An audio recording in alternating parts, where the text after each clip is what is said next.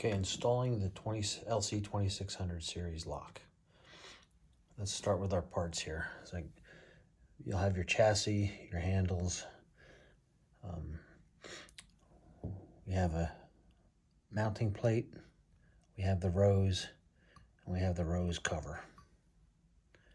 We also have our cylindrical latch, and then our bolts to attach it. You'll note the smaller bolts are if you don't have a prep for a through bolt. And all you'll need is a Phillips head screwdriver. Okay, the first thing we want to do is install the latch. Put that in like so.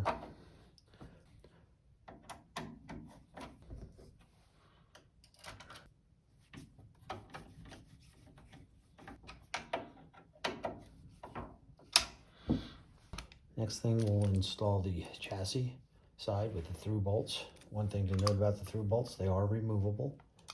So be careful when you're installing it. Make sure you hold it like so that the rose cover is above where the slots are. That way they won't fall out while you're installing. Because if not, it could easily do simple fallout. They're easy to put in. You just put them into the slot,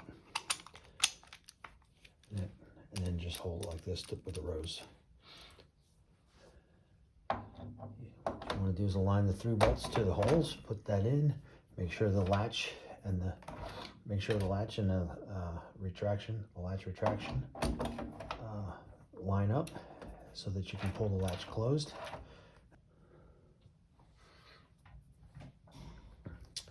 So first thing you want to do is use the mounting plate. You'll note on the mounting plate we have an arrow that points to the latch.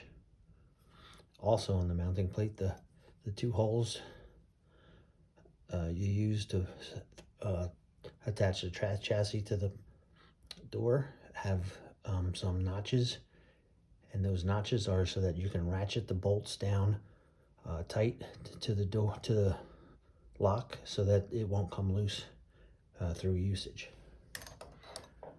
like so. Take your bolt, take your second bolt, just start them by hand.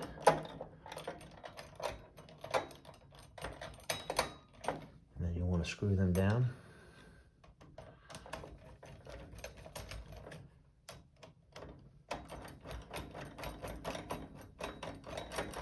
As you screw them down, the tighter it gets, just back and forth.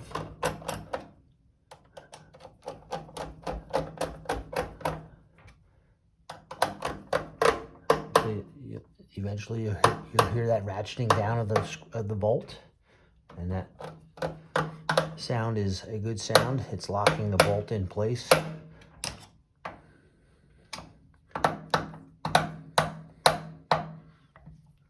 3 or 4 clicks, and then that will pull the flip side of the lock to the door.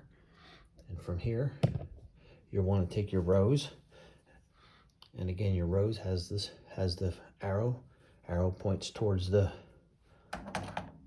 latch.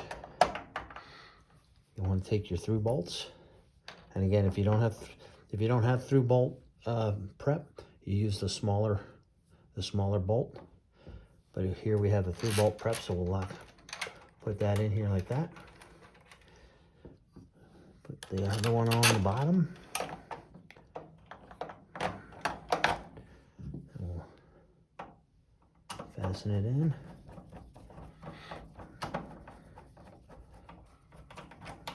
And I always try and do it top and bottom. Tighten her down, and we finish it off by just tightening it up. Now that is on, and we put the rose cover on first. You'll note there's a notch on the rose cover, and on the lock itself there's the groove, and then a slot behind that groove. So from here, what you'll do is you'll take the rose, take the notch, put it to the groove, slide it over the groove, and turn it clockwise so that it locks itself in. From here, you'll want to take your lever, just pop it on, and now the lever is on. Okay, the next thing we do is check the lock to make sure it functions properly. One thing to note, you have your keys. The key will turn the latch or the handle.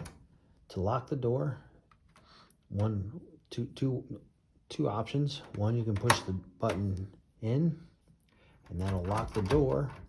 But when you turn the key will turn the latch, and it will also pop the lock button, like so. And then the door on the outside will always be open from that point. The second method, you can push the button in, turn it quarter turn, door is locked, turn the key, it turns the latch, but it does not pop the button, so the door will always be locked on the outside. Again, quarter turn back, turn the latch, pops the button, door is always unlocked, push and turn, lock door, key works the latch, the door remains locked. Again, I want to point out that ratcheting effect. Again, with the holes in the mounting plate here have these notched grooves to receive when the bolt is received. You'll put that bolt in there like that. And again, the ratcheting effect will happen when you screw it down tight. Let me back out here a little bit. So when you do screw that bolt in, everything's smooth until you get to the end here, and then when it gets to be tight, you hear that click, and you want to 3 or 4 times, and that locks that bolt in position there so that it won't back out.